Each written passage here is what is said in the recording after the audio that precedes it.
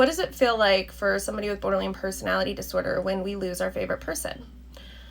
Having a favorite person can be hard for anybody that doesn't have borderline personality disorder to understand, because people believe that a favorite person might be like an obsession or something that we cling on to for a week, or they have 1,000 different ideas of what it is. But really what it comes down to is we build this truly deep connection. We get very, very connected to this person, and a part of ourselves attaches to this person.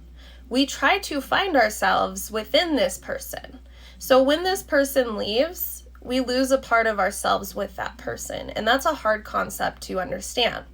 Yes, this falls under a codependent tendency, right?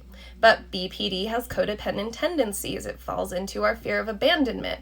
Part of why when our favorite person leaves, it feels like this crippling open wound, and that emptiness just comes flooding back in. That identity disturbance comes flooding back in because we now have no sense of who we are again. What we had and the sense we did have that was with our favorite person is gone. We feel hopeless again. Who are we? Are we a person? What are we going to do? The world is back to being this big, scary place, and we have no idea how to navigate it. It is like grief. We are like physically losing somebody. As hard as that is to understand, we're losing a piece of ourselves when we lose our favorite person because of the deep attachment that we form with our favorite person. And people deal with this feeling in many different ways. Some people race into other relationships to try to get rid of this feeling or to try to fill the emptiness again. Some people vow to never be with a favorite person again to avoid the feeling altogether.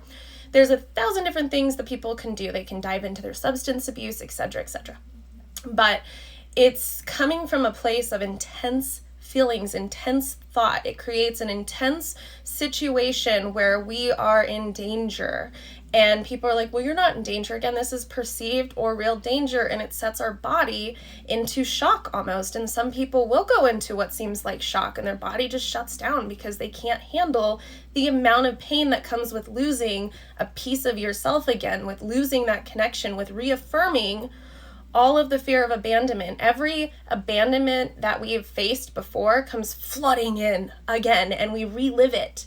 Until healing, we recover and we learn how to separate out the trauma and take new trauma as new trauma, deal with old trauma and feel better. But it's incredibly difficult before we get into healing, before we get self-awareness, before we start to feel better. And it takes time. We're undoing habits that have been ingrained in us for so many years.